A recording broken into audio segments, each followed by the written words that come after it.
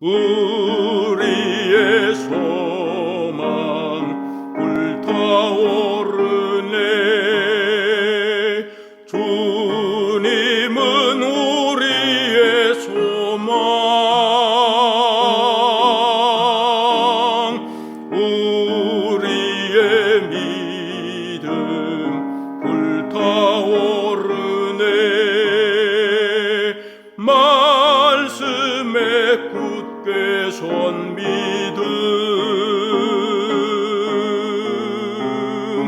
나은 때가 없으리. 주님 다시 오시리. 깨어 노래하여라. 할렐루야. 왕의 왕, 우리의 소망 불타오르네. 재림은 우리의 소망.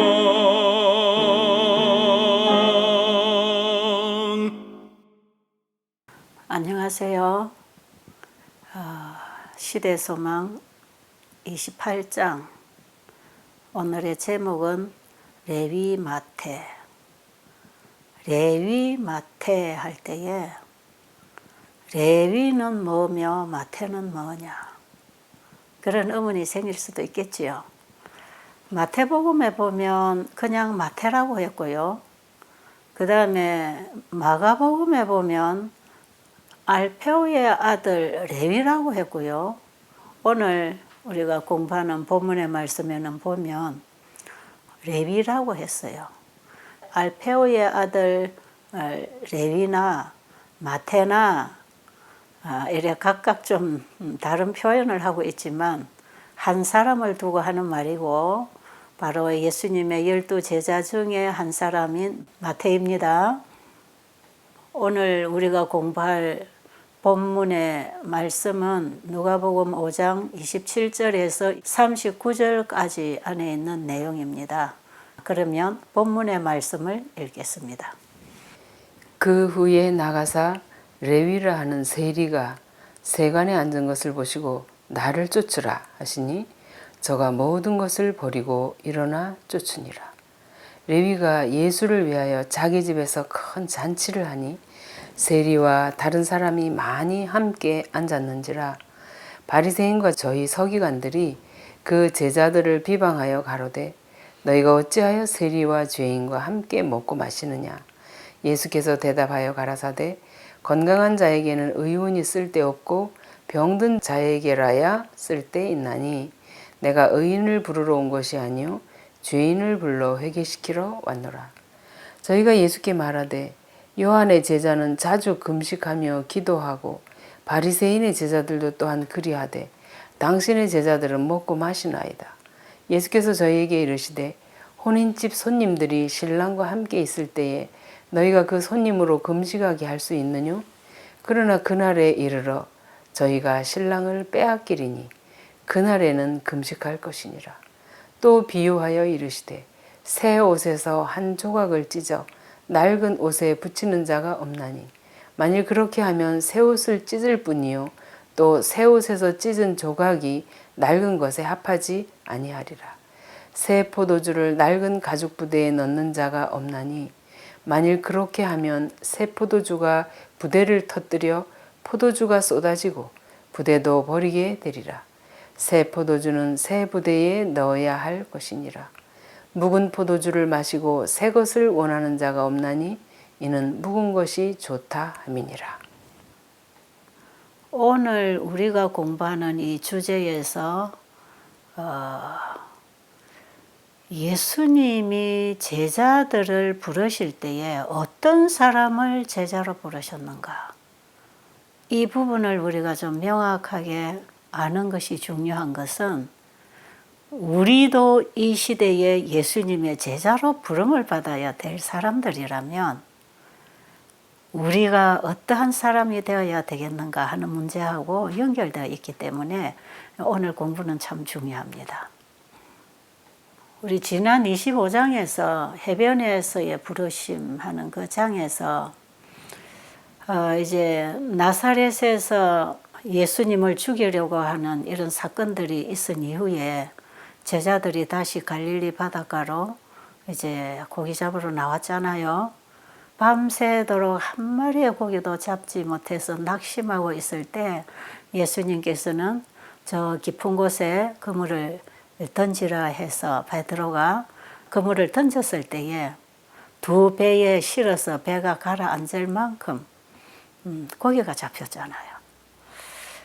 이 경험을 한 이후에 베드로와 함께한 3명의 제자들이 그날에 놀라운 주님의 능력을 보게 된 거지요. 그때의 성질 급한 베드로는 뭐 고기고 배고 다 집어던지고 관심이 없이 예수님 앞에 와서 무릎을 꿇고 나는 죄인입니다 하는 고백을 했잖아요. 그때로부터 이 4명의 제자들은 모든 것을 다 버리고 예수님을 따랐습니다. 근데 그 이전까지는 제자들이 예수님의 부름을 받고 따르기는 했지만 전적으로 주님과 함께 동행하면서 일하지는 않았어요. 틈틈이 집안일도 보고 또 주님의 일도 하면서 이렇게 지내왔는데 이제 지난 25장에서 그 고기 잡아 올리는 이 사건으로 인해서 모든 것을 버리고 주님을 따르기로 결심해서 이 4명이 이제 예수님의 제자로 부름을 받았지요. 그 다음에 이제 오늘 우리가 보는 이 마태를 예수님이 부르시는데 오늘 이 마태는 유대인으로서 로마 정부의 기관에서 세금을 거두는 사람으로서 유대인의 시각에서 볼 때는 이 사람은 하나의 반역자라고 치부할 만큼 정말 상종도 안 하고 싶은 그들의 정죄를 받고 있는 사람이었지요. 그런데 이 마태는 침례 요한이 외치는 기별을 들으면서 자신의 죄를 많이 자각하고 있었어요. 내가 죄인이구나 하는 것은 깨달았어요. 그러나 자기가 어떻게 죄로부터 벗어날 수 있는 길이 보이지는 않았지요. 그리고 침례 요한이 전하는 그 메시아에 대한 소식도 들었어요. 정말 그분에게 가서 자신이 좀 변화를 받고 이 과거의 삶을 이제 청산하고 정말 새 사람이 되고 싶은 그런 간절한 마음이 있었지만 자기가 너무나 큰 죄인이라는 사실을 알고 있었기 때문에 감히 예수님에게 나갈 용기조차 없었어요. 그런데 세관에 앉아있는 마태에게 예수님이 찾아오셔서 나를 따르라고 하시는 것이에요. 이 예수님의 말씀을 듣자마자 이 마태는 얼마나 기뻤던지 그냥 자기가 하던 모든 것 다 내팽겨치고 그냥 그 길로 예수님을 따랐어요.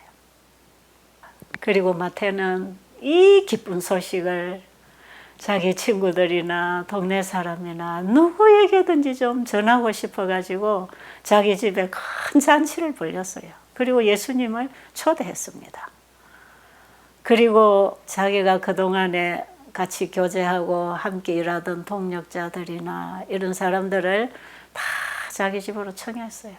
그리고 예수님을 가장 높은 자리에다가 상석에 모시고 그 예수님에게 봉사를 하면서 수발을 들면서 내가 이분을 스승으로 모시고 있다고 하는 것을 좀 사람들에게 자랑하고 싶어서 사람들 다 모아놓고는 예수님을 극진히 모시면서 심부름을 하고 있는 거죠.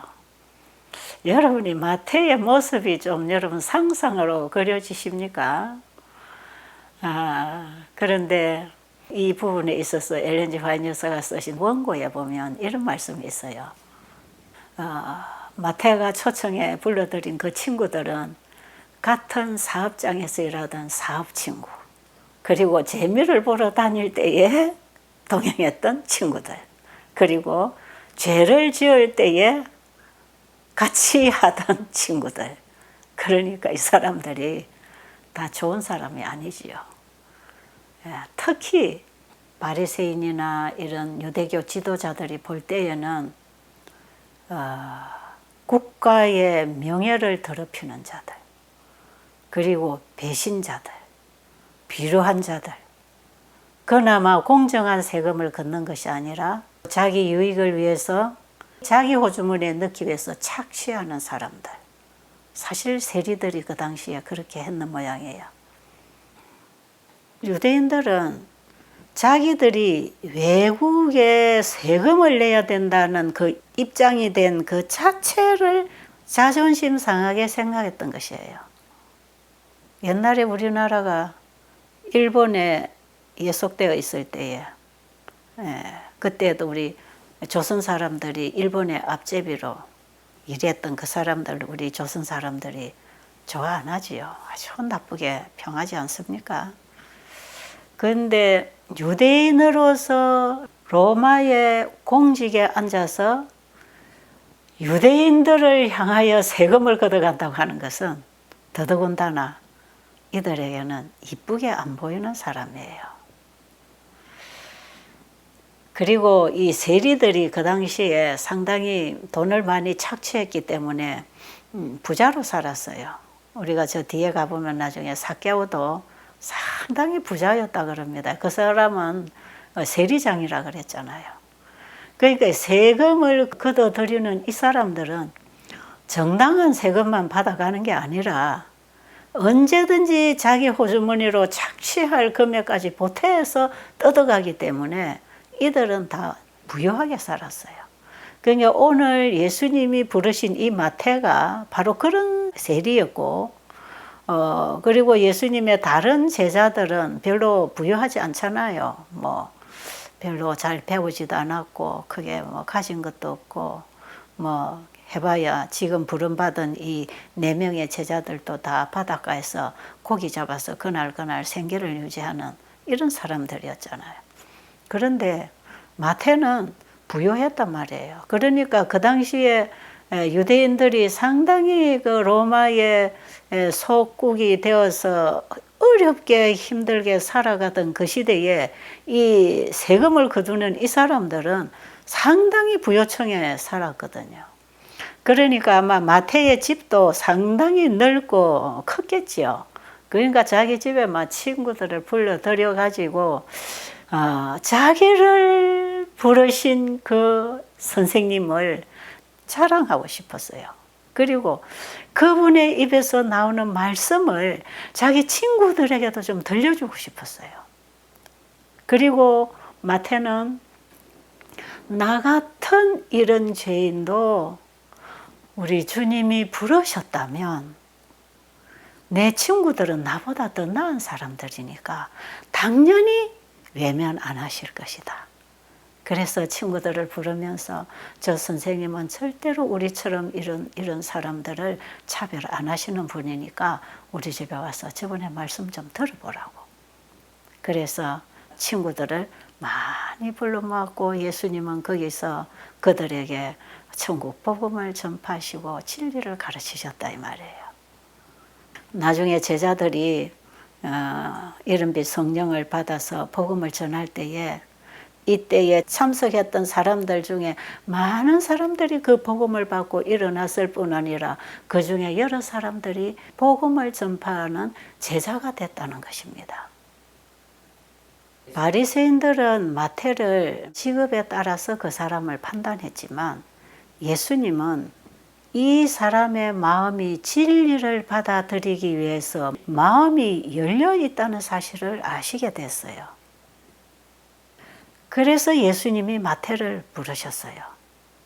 예수님의 마음을 움직인 것은 그 영혼이 생수를 갈급하고 있다는 사실을 알았기 때문에 그 가난한 심령, 갈급한 심령, 그 비어있고 갈급한 심령에 진리의 씨를 넣어주시기 위해서 마태를 부르셨다. 이렇게 기록이 되어 있어요. 자, 예수님께서 제자를 부르실 때에 어디에 기준을 두고 사람들을 부르셨는가 하는 이 부분을 이제 우리가 오늘 이 장에서도 공부를 하겠지만 우리가 다다음 장에 30장에 가면 12를 세우심 하는 그 장에 가보면 이제 예수님이 12제자들을 불러 모으셨잖아요.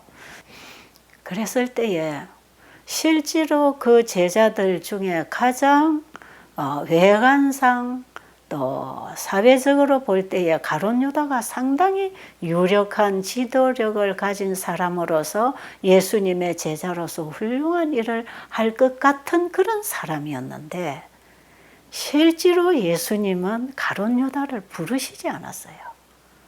그 예수님을 보고 뭔가를 기대하는 바가 있었기 때문에 자기 스스로가 예수님을 따랐어요. 근데 끝까지 가룟 유다는 마음을 열지 않았어요. 진리의 길을 기울이지 않았어요. 예수님 그분 자체를 받아들이지 않았어요. 그러면서도 12제자 중에 함께 일을 하면서 항상 영이 거슬리는 그런 사람으로서 함께 활동을 했던 것 같아요. 예, 복음 사업을 해보면 한 영으로 오직 예수님 그분으로 마음이 하나 된 사람들이 일을 할 때에 서로 호흡이 맞고 연합이 되는 거 아니겠어요? 그런데 거기에 자만하고 육적이고 세속적인 생각을 품고 있는 사람이 그런 자리에 앉아 있으면 그건 정말 일에 방해가 되는 것이거든요. 그런 분위기, 영적인 분위기를 항상 싸늘하게 만들어버리는 이런 세속적이고 육적인 분위기를 가지고 복음 사업에 들어오는 사람들 있잖아요. 아마 가룟 유다가 그런 사람 중에 한 사람으로 예수님의 제자에 끼어든 사람이에요. 결국은 그가 예수님을 팔아버린다는 것이 바로 그 예수님을 배척하는 결과였거든요. 자, 그런데 예수님께서 12제자를 부르시는 그 대상을 보면 예수님이 쓰시기에 합당한 사람이 어떤 사람인가를 우리가 알 수 있죠. 예수님은 사람의 중심을 보시고 사람을 부르셨지만 유대 지도자들이 볼 때에는 그렇게 보지 않았기 때문에 예수님이 마태를 부르신 일에 대해서 상당한 분노를 가지고 있었어요. 이 바리새인들이 볼 때에는 한 종교적인 교사가 자기 제자를 세리를 부른다는 것은 오늘 여기 말씀해 보니까 종교적, 사회적, 민족적 관습에 위반되는 행위였다고 기록되어 있습니다. 바리새인들은 이런 백성들이 가지고 있는 편견에 호소해서 예수님을 반대할 수 있도록 만들기 위해서 예수님을 반대하도록 여론을 몰아갔어요. 예수님이 계시는 곳에는 어디든지 바리새인들이 정탐꾼들로 와 있었어요. 그러니까 지금 우리가 계속 앞으로 공부를 해보면 알지만 예수님이 일하시는 자리에 바리새인이 끼어들지 않은 곳이 별로 없어요. 그랬기 때문에 마태의 집에서 열리는 그 잔치에 예수님이 참석하시고 같이 잡수시는 걸 보고 큰 비난거리를 하나 잡은 거지요. 그리고 이 광경을 침례 요한의 제자들도 거기 있잖아요. 그 봤어요. 근데 지금 이때에 아직 침례 요한은 죽지 않고 감옥에 있었어요. 그러니까 우리가 지난번에 보니까 제자들이 이런 광경을 보고 감옥에 있는 자기 선생님에게 가서 선생님이 전하시던 그분이 지금 세리집에서 먹고 마시고 있다고. 우리 선생님을 구해주러 오지 않고 거기서 그분은 이런 나쁜 사람들 집에 가서 이렇게 대접받고 계신다고. 이런 불평스러운 말을 요한에게 전한 적이 있잖아요. 그러니까 지금 예수님이 이 마태를 부르시는 이 때에는 아직도 침례 요한이 감옥에 있었다는 겁니다. 침례 요한이 감옥에 들어가서 1년 후에 죽었으니까요. 지금 이 사건을 놓고 사탄은 이 바리새인들을 통해서 예수님의 제자들과 예수님 사이에 이간질을 시키기를 원했지요. 제자들에게 너희 선생이 이게 지금 될 법한 일이냐? 그러니 너희들도 정신 차려. 이런 식으로 해서 예수님이 하시는 그 일을 못마땅하다고 하는 사실을 제자들에게 자꾸 얘기를 해서 이거 잘못이다. 이런 불평을 계속 쏟아놓기 위해서 제자들에게 이렇게 말했잖아요. 그래 지금 누가복음 5장 30절에 보니까 이 랍비들이 바리새인과 서기관들이 제자들에게 가서 너희가 어찌하여 세리와 죄인들과 함께 먹고 마시느냐. 이 질문은 서기관과 바리새인들이 제자들에게 물었는데 그 대답을 예수님이 듣고 하십니다. 31절에 건강한 자에게는 의원이 필요 없고 병든 자에게라야 의원이 쓸데있나니 내가 의인을 부르러 온 것이 아니라 죄인을 불러서 회개시키러 왔노라고 예수님이 말씀을 하셔요. 지금 서기관과 바리새인이 정죄하고 있는 그 마태에 대해서 예수님은 너희들이 죄인이라고 하는 그들에게 내가 필요하다.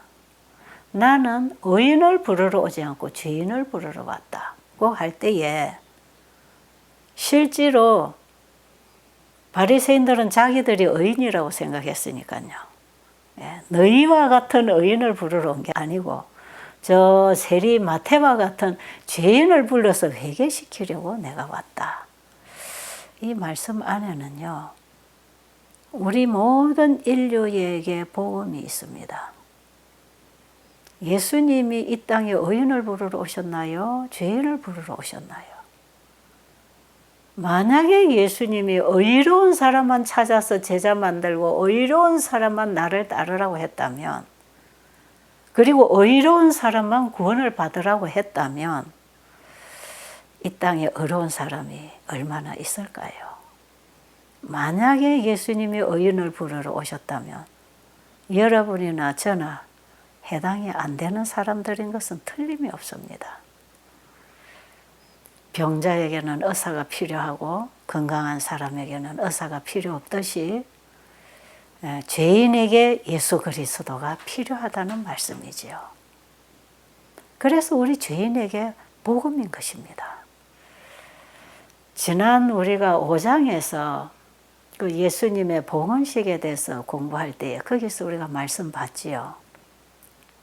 예수님이 태어난 지 40일 되었을 때에 부모님들이 아이 예수님을 성전에 데리고 가서 봉헌식 했잖아요. 제사장에게 아이를 주어서 제사장의 아이를 지켜들고 이제 하나님께 드리는 봉헌을 하고 그리고 부모들이 아이를 받을 때 속전을 지불했다 그러잖아요. 그러면서 우리가 그 장에서 속전이 뭔지를 배웠습니다. 그리고 이스라엘 민족들이 애굽에 있을 때 하나님이 그 백성들을 이제 내 백성으로 불러내셔야 되는데 그들이 거기 노예로 사로잡혀 있었단 말이에요.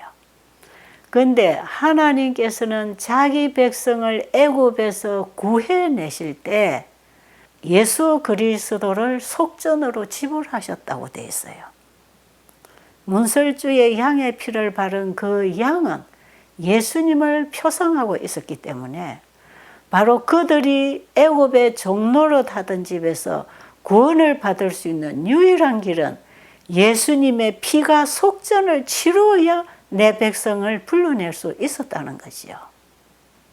그런데 하나님은 사단에게 사로잡혀서 속박당하고 있는 우리 죄인들을 다시 구원해서 영원히 하나님의 자식으로 살려주시기 위해서 자기 자식을 찾아내기 위해서 하나님의 독생자 아들을 속전으로 지불하고 우리를 구해내신다는 것입니다.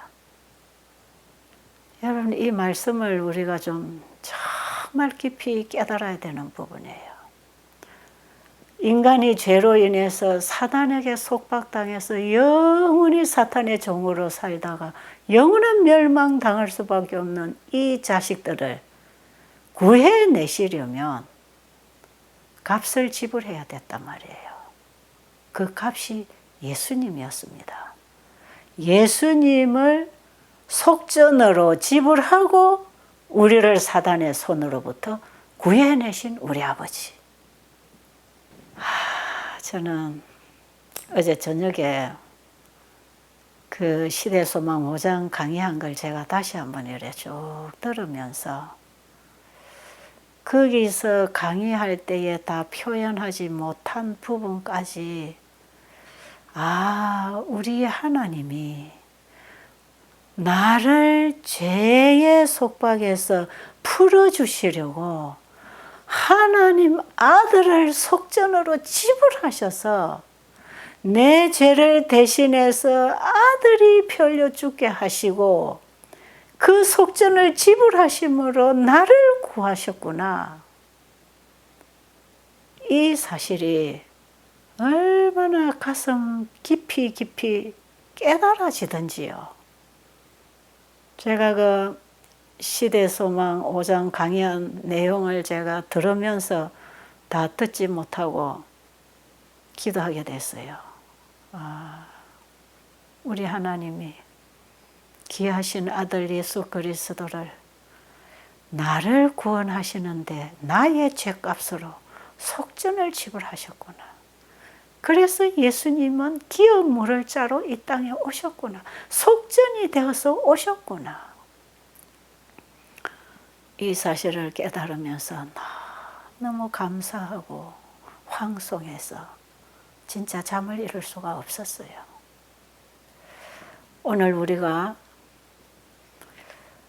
바리새인들이 예수님을 볼 때 저 사람은 죄인들과 함께 먹고 마시고 죄인들을 불러서 같이 잔치하는 있을 수 없는 저런 일을 어떻게 하나 하고 비난을 했지만 예수님은 그들이 정죄하는 죄인들을 구원하기 위하여 자기를 속전으로 지불하시고 그들을 구원해내시려고 이 땅에 오셨다 이 말이에요. 그런데 유대 지도자들은 이 사실을 모르지요. 그들이 날마다 양을 잡아서 제사를 드리고 그 양이 예수님을 상징한다는 것도 알면서도 그걸 믿음으로 자기의 죄를 위하여 돌아가시는 구주로 받아들이지 않았기 때문에 실제로 이 땅에 오신 예수님을 배척한 것입니다. 이것이 유대인들이 멸망할 수밖에 없었던 죄악이었어요.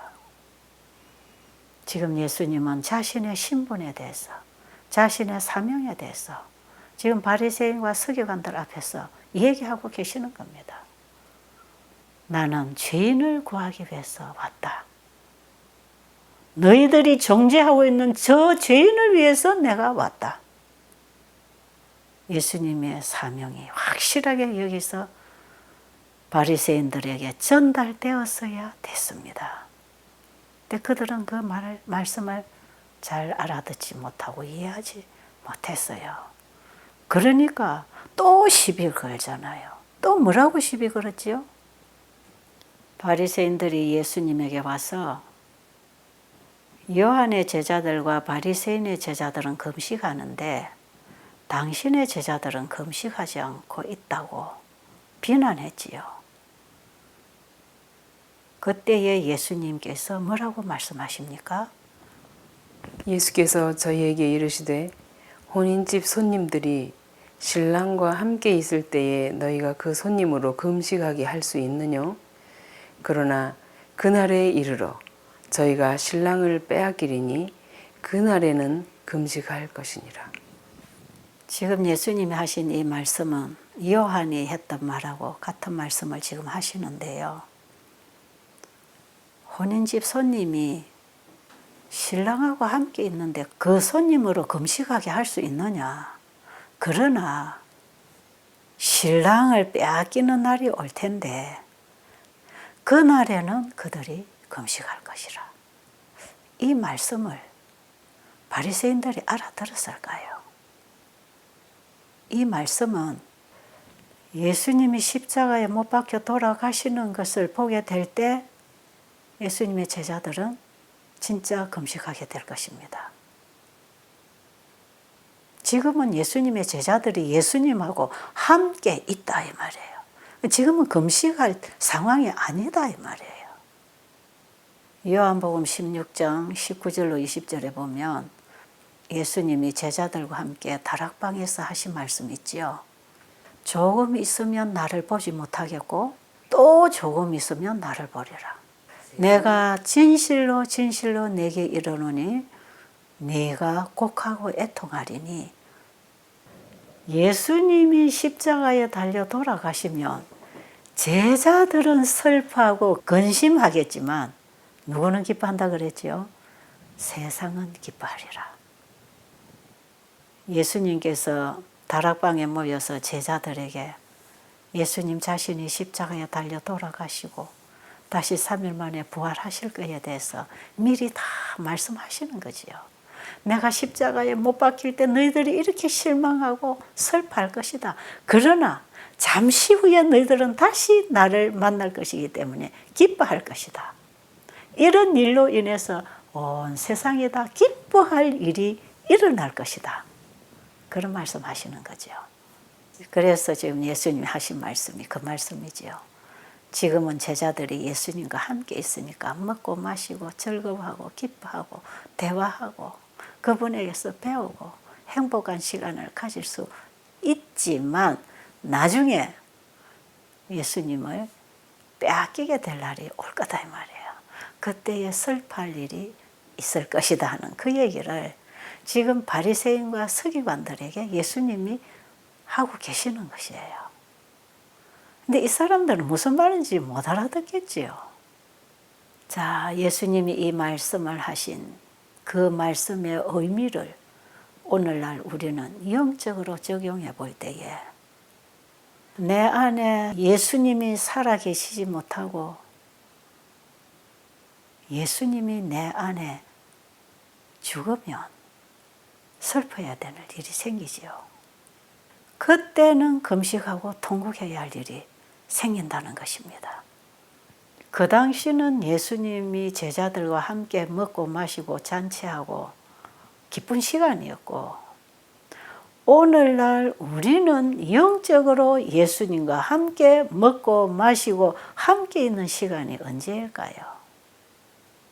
예수님의 말씀에서 듣고 배우고 깨닫고 그분으로부터 하늘의 양식을 받아 먹는 그 시간은 얼마나 행복합니까? 그러나 내 안에 예수님이 죽어버리면 슬퍼하고 금식해야 되겠지요. 그때에 하는 그 금식은 예수님이 내 안에 임하시도록 나를 온전히 포기하는 참된 금식입니다. 그 금식을 통해서 예수님이 내 마음에 영접되도록 하라는 거죠. 그런 금식을 우리는 자주 해야 되는 것입니다. 그래서 지금은 제자들이 슬퍼하고 금식할 때가 아니고 오히려 예수님과 함께 듣고 배우고 하늘의 빛을 받아서 이제 예수님이 나중에 돌아가시고 이 땅에 안 계실 때 그들은 세상에 예수님께로부터 받은 빛을 전해야 될 그 준비를 지금 예수님과 함께 하고 있는 것입니다. 예수님께서 제자들과 함께 계실 때에 금식하지 말아야 될 이유에 대해서 소망 277페이지에 다음과 같이 기록이 되어 있습니다. 하늘의 임금이 당신의 백성 가운데 계셨다. 하나님의 가장 큰 선물이 세상에 주어졌었다. 가난한 자들에게 기쁨이 되었으니 그리스도께서는 그들을 당신의 나라의 후사로 삼기 위하여 오셨던 것이다. 부자들에게 기쁨이 되었으니 그리스도께서 영원한 재물을 얻는 방법을 그들에게 가르치실 것이기 때문이다. 무지한 자들에게 기쁨이 되었으니 그리스도께서 그들을 지혜롭게 하시어 구원을 얻게 하실 것이기 때문이다. 학자들에게 기쁨이 되었으니 그리스도께서 그들이 일찍이 탐색하였던 어떤 신비보다도 더 깊은 신비를 그들에게 공개하실 것이기 때문이다. 창세로부터 감추어졌었던 진리들이 구주의 전도로 말미암아 사람들에게 공개될 것이다. 제자들이 예수님과 함께 있는 동안에 먹고 마시는 그 잔치의 음식이 실제로 마태의 집에서 차려준 음식도 먹었겠지만 그 음식만 먹은 게 아니거든요. 하늘의 임금이 오셨는데 하늘의 양식을 나눠줄 거 아니겠어요? 그런데 이 기회를 놓치면 안 되겠지요. 그래서 제자들은 그 하늘의 임금이신 예수님께로부터 하늘의 양식을 받아 먹는 잔치에 참여하고 있는 것입니다. 자, 여기에 하나님의 가장 큰 선물이 세상에 주어졌었다 그랬죠. 그분이 누구지요? 예수님이에요. 그 예수님은 세상에 가장 기쁜 복음이다 이 말이에요. 예수님은 가난한 자에게나 부유한 자에게나 무식한 자에게나 유식한 자에게나 복음이라는 거지요. 가난한 자들에게 예수님이 기쁜 복음이 되신 것은 그들을 구하여 하늘의 후사로 삼아 주시겠다는 복음이지요. 그리고 부자에게 복음이 되신 것은 이 땅에서 얻은 어떤 재물보다도 더 귀한 재물, 영원한 하늘의 재물을 그들에게 줄 것이기 때문에 부자들에게도 예수님은 기쁜 소식, 복음이었습니다. 그리고 무지한 자들에게는 그들을 지혜롭게 하셔서 하늘의 지식과 지혜를 가르쳐서 구원을 하실 것이기 때문에 그들에게도 예수님은 복음이었습니다. 그리고 학자들에게도 예수님이 복음이셨던 것은 그들이 지금까지 연구하고 공부한 어떤 학문보다 어떤 신비보다도 더 깊고 높은 신비를 그들에게 열어주실 것이기 때문에 그런 유식한 자들에게도 예수님은 복음이셨다 이 말이에요. 예수님 안에는 우리 모든 사람이 필요로 하는 그 모든 것이 있습니다. 그분이 하늘에서 이 땅에 오셨습니다. 제자들은 하늘로부터 온 이분과 함께 있을 때에 이 모든 것을 다 받아 먹어야 됐어요. 그래야 나중에 백성들에게 하늘의 보화를 열어줄 거 아니겠어요? 그래서 제자들은 지금 금식하고 있으면 안 되지요. 제자들은 예수님 옆에서 예수님 무릎 아래 앉아서 열심히 그분으로부터 그분의 입에서 나오는 복음을 받아 먹어서 배에 채우고 창자에 채워서 그들의 근육이 되고 그들의 힘이 되고 그들의 일이 되어서 예수님이 주신 그 하늘의 보물들을 나누어 주는 사람이 되었어야 됐다 이 말이에요. 예수님께서는 금식에 대한 설명을 하지요. 참된 금식이 무엇인가? 우리 제자들과 요한의 제자들은 금식하는데 왜 당신의 제자들은 금식 안 하냐고 하는 질문에 있어서 예수님께서 대답하시는 대답이 지금 이사야 58장에 나와 있어요. 그 4절로 보면 보라 너희가 금식하면서 다투며 싸우며 악한 주먹으로 치는도다. 여러분 지금 이 말씀은 지금 바리새인과 서기관들의 그 속을 훤히 다 끄집어내서 보고 말씀하시는 것처럼 지금 말씀하고 계시잖아요. 너희들이 지금 금식한다고 하지만 너희들은 금식의 참된 의미가 뭔지도 모르고 있어. 너희들이 금식하면서 다투며 싸우며 악한 주먹으로 치는도다.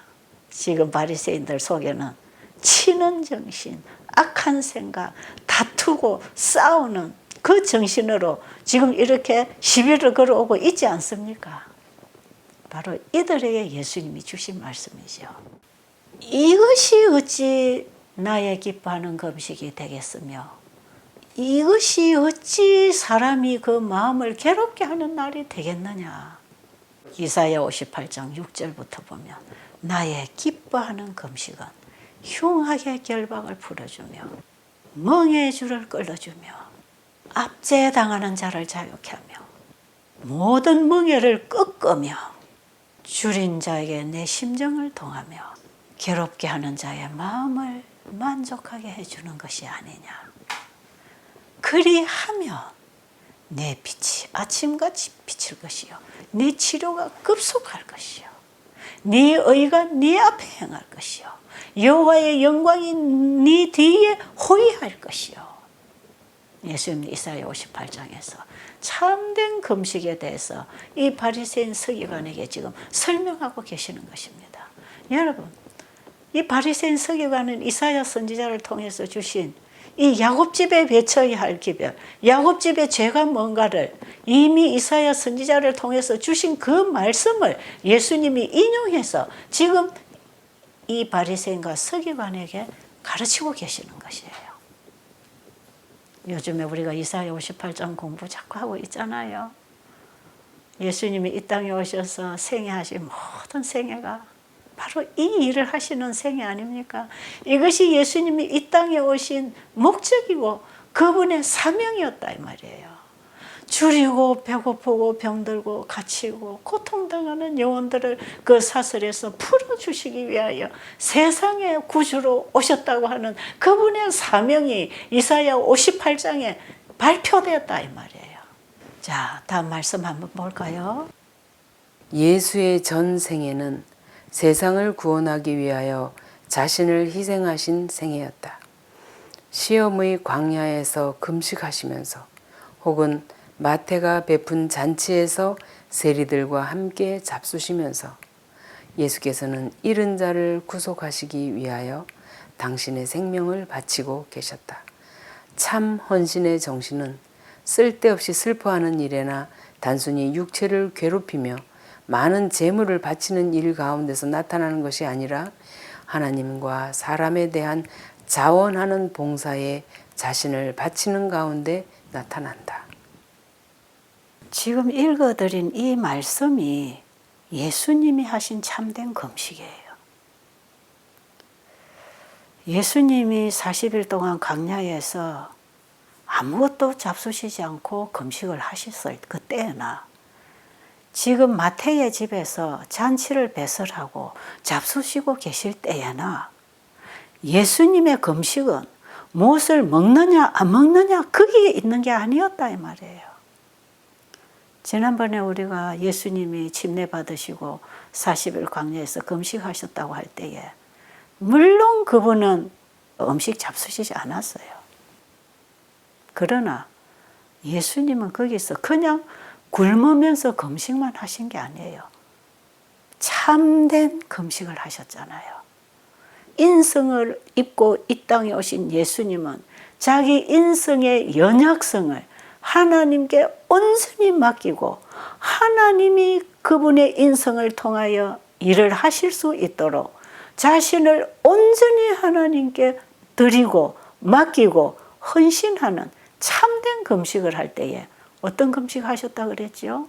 그분의 지성과 감성과 의지를 아버지께 온전히 내어맡기는 그 금식. 이게 참된 금식이고 오늘날 우리가 해야 할 금식이 바로 이런 금식이다 이 말이에요. 그런데 지금 서기관과 바리새인들은 먹고 안 먹고를 가지고 금식을 논하고 있다 이 말이에요. 실제로 예수님은 인류를 구원하기 위해서, 봉사하기 위해서, 그들의 필요를 공급하기 위해서 자신을 온전히 헌신하는 참된 금식을 했기 때문에 예수님의 전 생애는 필요한 자에게 필요를 공급하시는 봉사의 생애로서 그분의 삶을 마치고 가신 것이에요.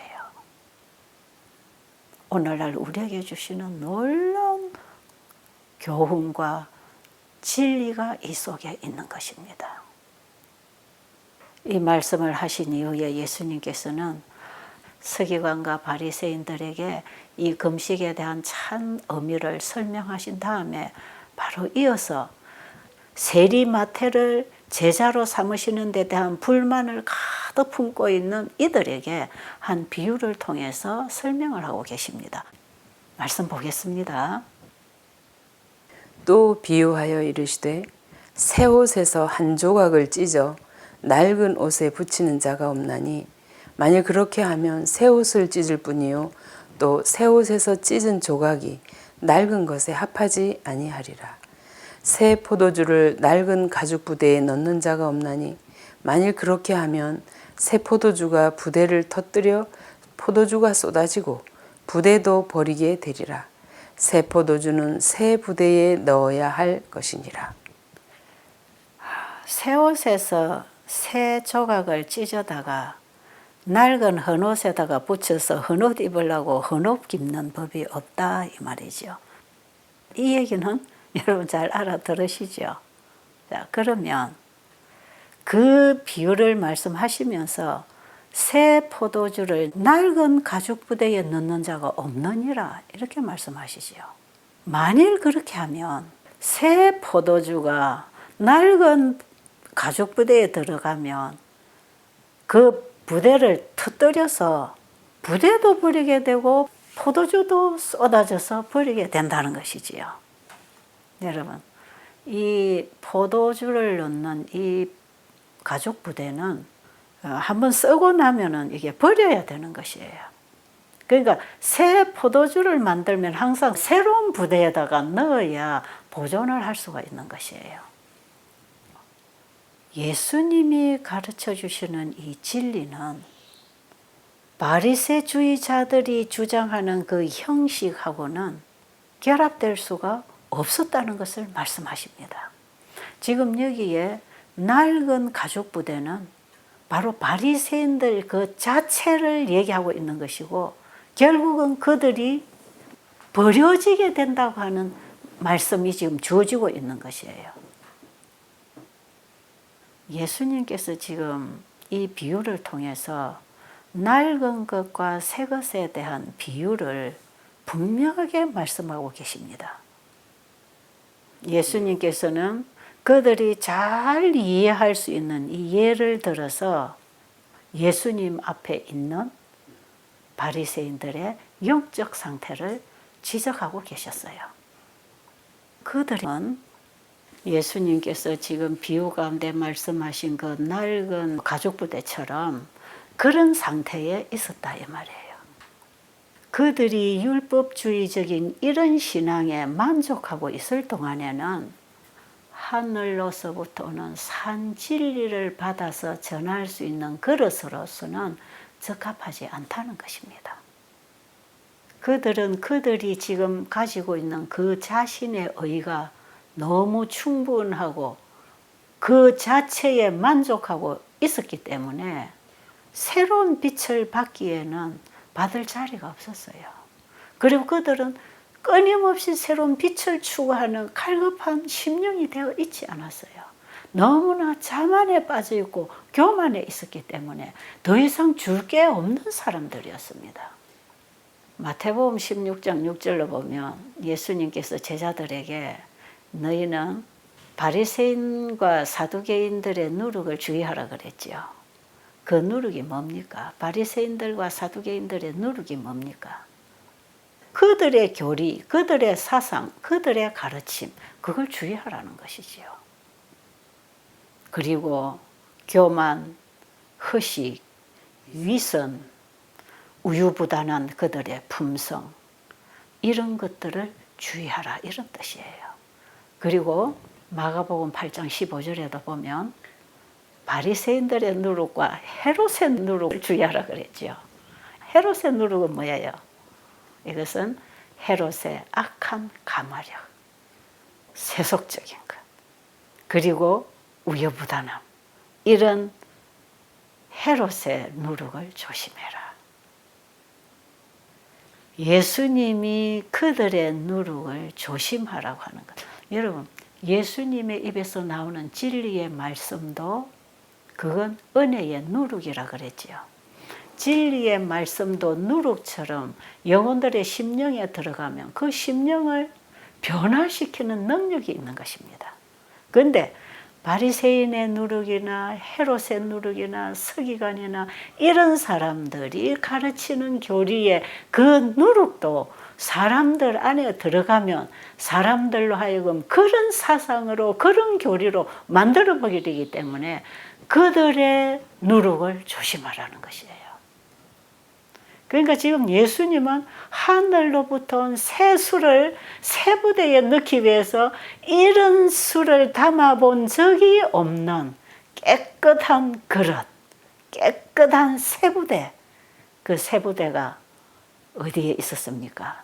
차라리 하나님을 잘 모른다는 사람들, 거짓 교리에 속지 않은 사람들, 세속적이고 위선적인 신앙에 타성에 젖어 있지 않은 이런 사람들, 습관적이고 이론적인 신앙에 오래오래 세뇌되어 형식주의에 빠져 있지 않은 이런 사람들, 요즘 말하면 차라리 깨끗한 이방인들, 그 새 그릇에 새 진리를 담아주라.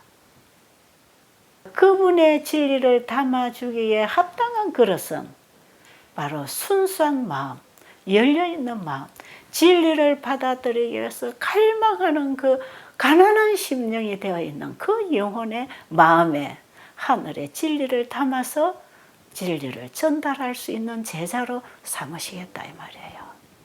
그래서 예수님이 부르신 제자들은요, 유식하거나 교만하거나 부유하거나 세상적으로 남들이 볼 때에 존경받을 만한 그런 어떤 가치를 가지고 있는 제자들이 아니었어요. 다 심령이 가난하고 예수님의 입에서 나오는 그 말씀이 꿀송이처럼 달아서 더 받아먹고 싶어서 예수님 가까이를 떠나지 않고 끊임없이 따라다니면서 예수님께 배우는 그 사람들. 예수님은 그런 사람들에게 복음을 담아서 전할 수 있는 제자로 삼으실 것이었어요. 예수께서는 무식한 어부와 장터에 앉은 세리와 사마리아 여인과 당신의 말씀을 기쁘게 듣는 백성들 가운데서 새 포도주를 담을 새 부대를 발견하였다. 복음 사업에 쓰이는 도구는 하나님께서 보내시는 빛을 기쁘게 받아들이는 이런 영혼들이다. 이런 사람들이 진리의 지식을 세상에 전하는 그리스도의 대리자들이다. 만일 하나님의 백성들이 그리스도의 은혜로 말미암아 새 가죽 부대가 된다면 그리스도께서 새 포도주로 그들을 채워주실 것이다. 여러분, 예수님은 지금 새 포도주를 넣을 새 부대를 찾고 계십니다. 예수님이 주시는 새 포도주가 어떤 포도주인지 39절의 말씀 보겠습니다. 묵은 포도주를 마시고 새 것을 원하는 자가 없나니 이는 묵은 것이 좋다 함이니라. 여기 보니까 예수님은 새 포도주를 새 부대에 넣겠다고 하셨는데 지금 39절에서 예수님 뭐라고 하십니까? 묵은 포도주를 마시고 새 것을 원하는 자가 없나니 이는 묵은 것이 좋다 함이라. 이 말씀 무슨 말씀이에요? 예수님이 가르쳐 주신 이 복음은, 이 진리는 새 것입니다. 그런데 새 것이 어디서 왔지요? 묵은 데서 왔습니다. 지난번에 우리가 공부하고 다 지나간 내용이지요. 새 것은 옛 것에서 항상 오는 것이다. 구약은 옛것이라면 신약은 새것이다. 구약의 율법은 옛것이라면 신약의 복음은 새것이다. 구약의 선지자들이 예언한 그 메시아가 신약의 예수 그리스도시다. 예수님은 새것이라고 하는 자신의 새 진리를 말씀하고 계시지만 이 새 진리가 옛것에서 왔다는 것입니다. 예수님이 가르쳐 주시는 그 교훈이 비록 새 포도주라고 말씀은 하셨지만 그것은 새로운 교리가 아니었습니다. 태초부터 주셨던 그 복음의 계시의 기별이었습니다. 그러나 바리새인들에게 있어서 하나님의 진리는 원래의 그 진리가 가지고 있는 의미를 잃어버렸어요. 예수님이 가르쳐 주시는 모든 교훈은 그들에게는 새 것으로 보일 뿐이었습니다. 그랬기 때문에 이 사람들은 예수님의 가르침을 부인하고 폐척하는 것입니다.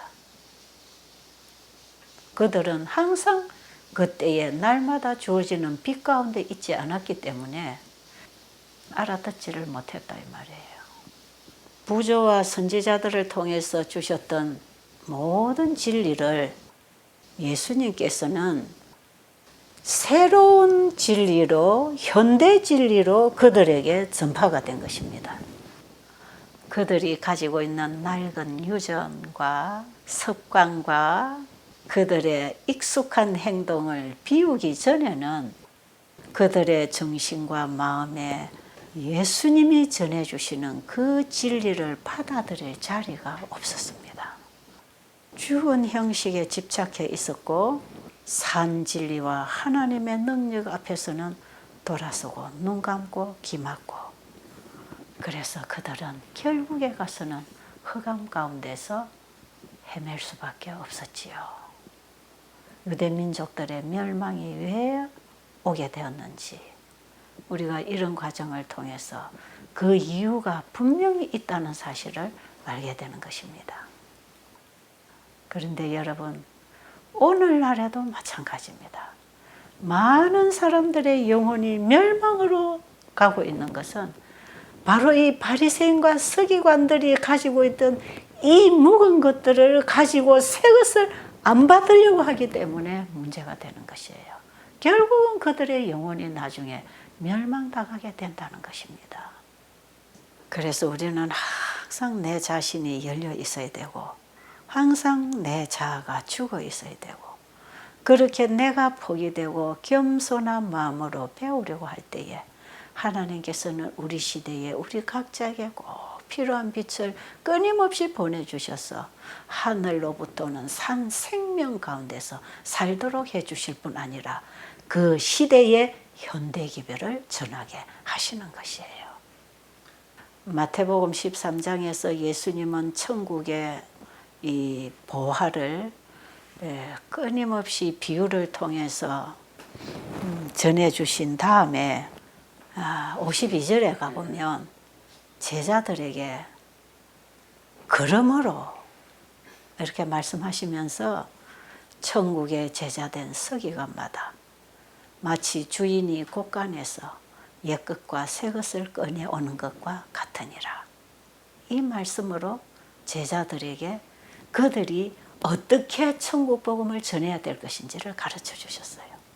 여러분, 손님이 집에 오면 주인은 빨리 곳간에 가서 손님 먹을 것을 챙겨와야 되잖아요.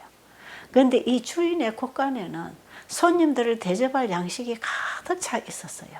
옛것도 있고 새것도 있고 언제든지 손님이 오면 적절하게 꺼내줄 수 있는 양식이 이 주인의 곳간에는 가득 차 있어서 손님이 오면 그걸 꺼내서 대접하는 것처럼 천국의 제자된 서기관마다 예수님의 제자들은 특별히 이 마지막 시대에 새 천사의 기별을 전하기 위하여 그 사명을 받은 새 천사들은 나눠줄 양식이 그들의 마음 곳간에 옛것과 새것으로 가득 채워져 있을 때 자기 안에 있는 양식을 꺼내서 손님에게 대접하는 것이 복음을 전하는 것이라. 여러분, 새 천사는 영원한 복음을 가진 자라 그랬지요. 계시록 14장 6절에 영원한 복음이신 예수님 안에는 옛것과 새것이 가득 차 있는 것입니다. 옛 진리와 새 진리가 예수님 안에 가득한 것이에요. 그 예수님이 내 마음 안에 영접이 되며 예수님 안에 있는 옛것과 새것을 항상 그때그때 필요한 양식을 사람들에게 나눠줄 수 있게 되는 것인데, 영원한 복음을 가진 새 천사는 영원한 복음을 전한다고 할 때에 마치 마태복음 13장 52절에 천국의 제자된 서기관마다 주인이 그 곳간에서 옛것과 새것을 꺼내서 나눠주는 것과 같이 천국 복음을 전하는 것이다. 그 말씀을 예수님이 하셨잖아요. 이 말씀도 예수님은 제자들에게 이 말씀을 하시는 것이거든요.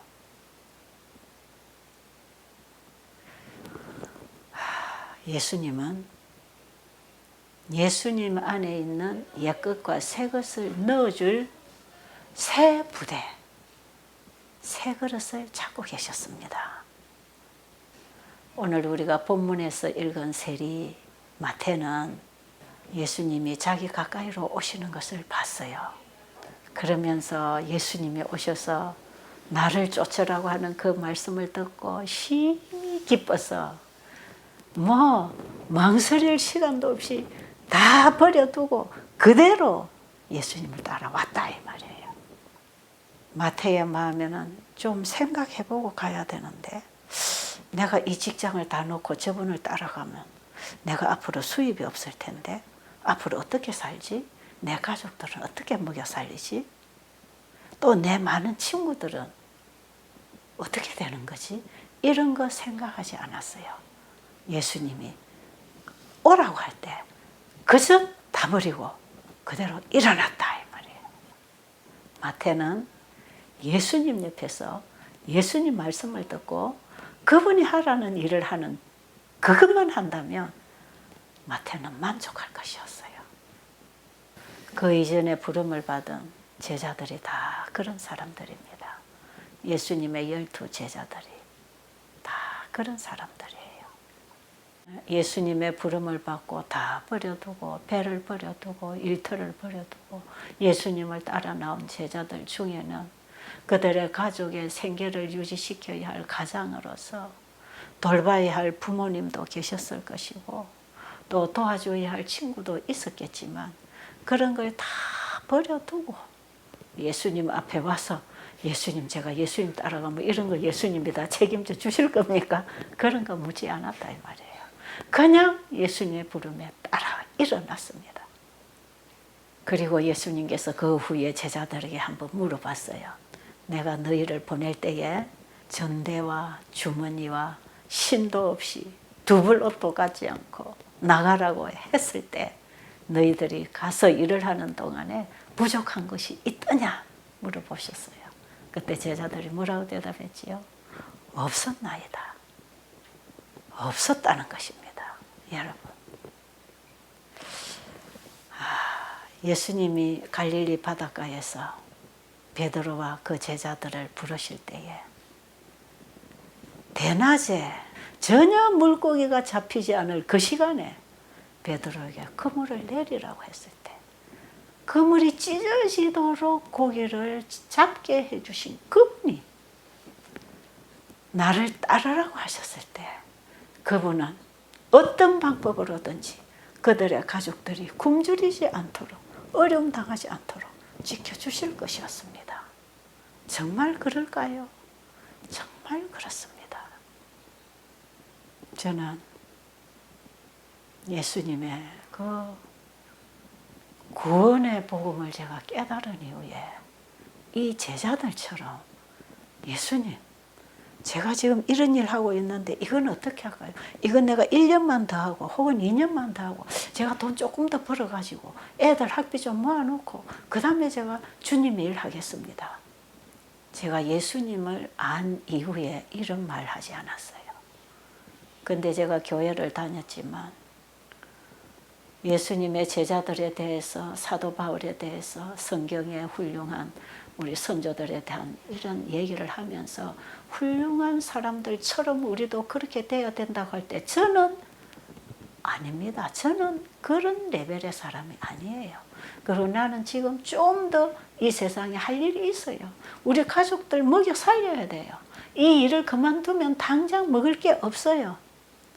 이러면서 이런 거 몇 년 지나면 집 사고, 몇 년 지나면 차 사고, 몇 년 지나면 아이들 공부 끝나고, 몇 년 지나면 시집 보내고, 몇 년 지나면 그때 내가 주님 일 이제 할 수 있을 것입니다.